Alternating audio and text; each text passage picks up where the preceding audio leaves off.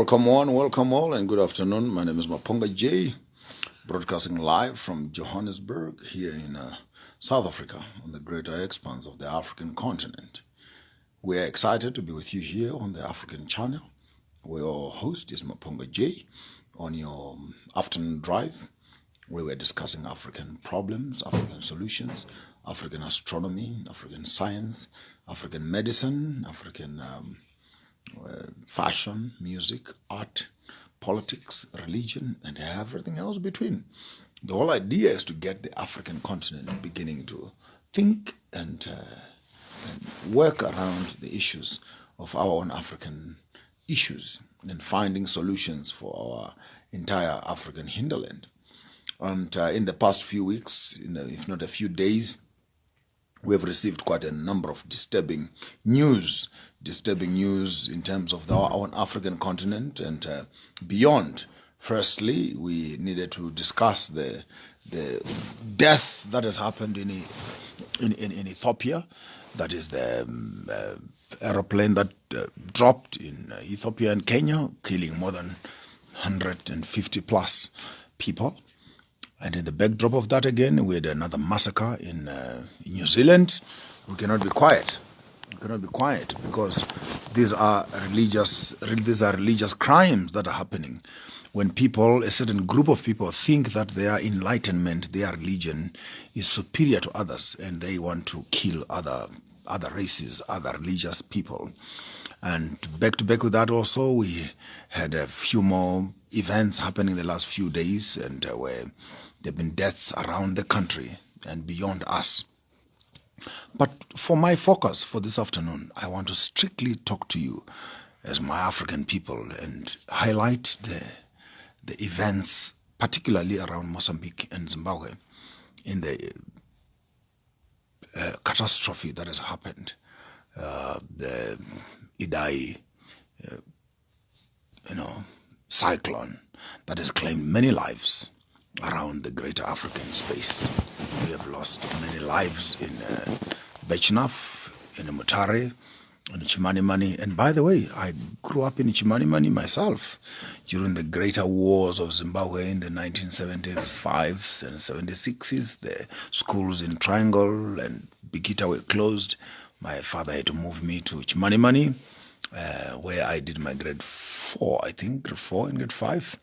Then I was staying in Nyahodi, which is actually Boscat Farm, where that big river is now flowing and they swept away bridges. I lived there myself in the late part of the 70s. So I have some emotional attachment to that region of the eastern region until the people from Mozambique came to our farm and they evicted us from our farm. They wanted to kill my mother and everything else, so we ran away in the greater space of Zimbabwe. So when I relate these things, it's not just for intellectual purposes, but actually I have experiences that I keep in my spirit, which are linked up and attached to these greater spaces of the African Renaissance. Now, for today and for this afternoon, I am much more excited to begin to talk to us specifically about the catastrophes that happen on the face of the earth. Catastrophes that happen on the face of the earth. And how that relates to our indigenous African knowledge. When you look at earthquakes, you look at cyclones, you look at wind movements, you look at rainfalls, you look at droughts, you look at mud swells and everything else. Because we're coming from a history where our forefathers were here before we were here. It is true, therefore, that our fathers have more knowledge about our history than we have. Follow me carefully. Our forefathers have more knowledge about us than we have ourselves. So it means that when you are looking around your own environment, politically, socially, economically, and otherwise, before you can get excited about the promises that are being given in the modern era, always look back to find out what did the forefathers say. What is the history of this environment? What's the history of our theology, our sociology, our spirituality, our economics, so that you can begin to frame modern solutions. But backlogging critically so, on your historical backing. That gives you a certain amount of application that is relevant. If you ignore your past, if you ignore your history, with the experience that they've had with the cyclones, with the winds, with the waves of weather, harvest, and etc., you may end up actually making a mess and a mistake in terms of your investment, because where you are today, our fathers were here a few years ago. So for this afternoon, and I'm quite critically so, I want to focus on Mozambique, I want to focus on Zimbabwe, and the tide that is coming to the country called Idai. Idai is a cyclone that cracked off in Mozambique, driving its way in through Zimbabwe, and ended up in the greater parts of Zimbabwe,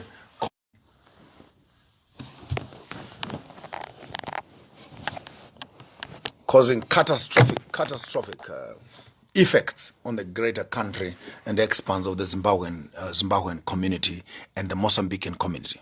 Now, to make it very simple for all of us, particularly the younger viewers, I want to highlight to you firstly, my name is Maponga Joshua, calling you from South Africa in the greater expanse of the Monomotapa Kingdom. I'm now living in South Africa, in the greater expanse again of our own African continent. But having said that, let's focus on Zimbabwe. Let's focus on Mozambique. There's a proverb in Shona which they say, Mvura haekangamwi payafamba. Now, follow carefully. Amanzi awakhohlwa lapho ahambe khona. In English, water does not forget where it once traveled. Today I'm going to make an oracle, a big oracle.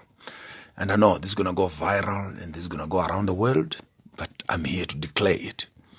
Whatever has been destroyed by nature must not be restored by human beings. If nature destroys it, don't fix it. That's the conclusion of the whole conversation for this afternoon. If nature destroys it, don't fix it. What do I mean by that? It means that while we are sitting around in Zimbabwe, maybe 60 years ago, maybe 50 years ago, this pattern from Bechnaf Bridge to Chimanimani, to Mutare, to Mozambique, to the Great Channel in the Mozambican bays, into Madagascar, this is a path of the greater hurricane winds. They've called them Idai for now, but these winds have been blowing here. They may blow here once every 20 years, once every 15 years, once every 60 years, even once every 100 years. Our forefathers gathered that these areas where these winds are blowing are sacred sites. What does that mean? It means that these lands where these winds are blowing have a certain amount of rainfall, the grounds are soft.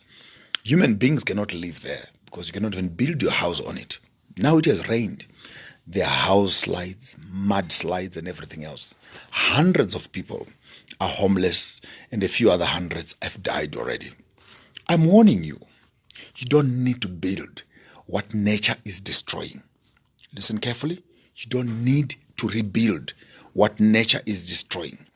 If nature comes and destroys your homestead through a wind, through a flood, through a catastrophe, all nature is telling you is that you are standing on my path. You are standing on my path. If that makes sense to you, it means that whatever nature has destroyed, don't fix it. Be it a flood, be it a storm, be it a hurricane, be it winds, be it lightning, and whatever nature has destroyed, don't fix it. Because what nature is telling you is that you are standing on my path. You are standing on my path. I received an inspiration this morning that says, whatever I have destroyed, they must not fix. Because these places where these winds are blowing, where the disaster is happening, these used to be sacred hills, sacred velds, sacred forests. Why were they sacred? Because the ground was soft. Then they used to say that these forests They eat the people. When you go in there, you'll be eaten by the forest. You know why? Because the ground was soft because of the sand. If you stand in some certain places, the ground would swallow you and you disappear. And you're hunting with other people and you mysteriously disappear because the ground swallowed you. That belt where this Idai hurricane has struck declares, therefore, that that ground is soft ground. It's not for human existence. If I had the power of the government, I'll be telling Mnangagwa, I'll be telling the president of Mozambique that please demarcate this line where this wind is flowing from Mozambique Channel into Zimbabwe, even halfway into Botswana, Zambia, and Angola, and etc. And say human beings must not live within this belt, because that belt is actually a path of a hurricane, a path of a disaster.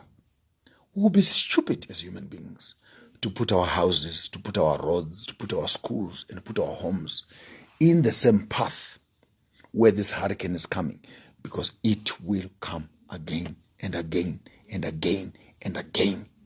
So this route where the hurricane is struck, I want to say it very clearly, is not a habitation for human beings. That's the path where the hurricane will always travel to. So if your family, your home is found within that region, move away from that belt. For nature is teaching you that where water has traveled, it will come again. Mvura haikangangwi payafamba.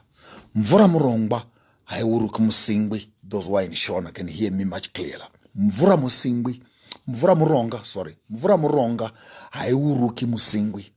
Where water has traveled, it will always travel again. Part of indigenous knowledge, part of wisdom, is the ability to collect historical, archaeological, geographical, climatological information and package it for the next generation so that we don't make the same mistakes the previous generation has made. So hear me well. The belt from Mozambique into Zimbabwe, where this greater Idai hurricane is rushing through. If your homestead is found within that belt, I want to warn you, take your homestead and move to higher grounds.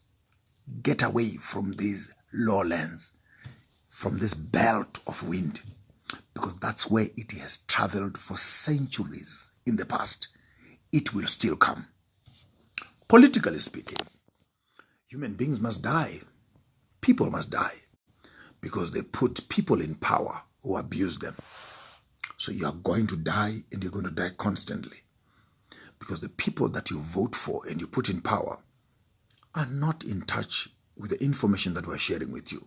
Until we clear that ground, there is no end to human suffering. There's a very some people who are struggling and dying in the rural areas.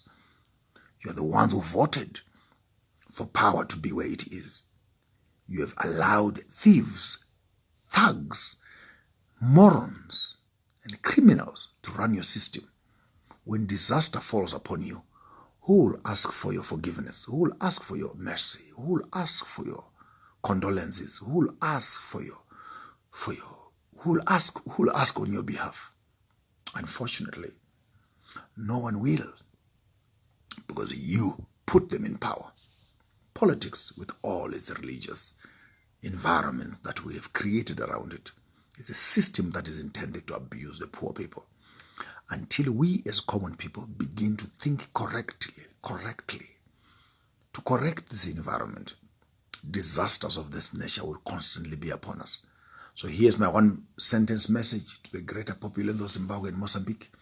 Wherever Idai has moved, measure the length of Idai, measure the width of Idai from the Mozambican Channel, the Indian Ocean. Map that thing into Zimbabwe. Wherever these winds have traveled, they have been here before. If your family, your culture, your traditions are found in this belt, I want to warn you, start moving away from that belt. Get homes in other places, because this belt you are sitting on, they used to be sacred forests. sacred hills, sacred mountains. Why did they call them sacred? Because weird things used to happen here. The winds would come here.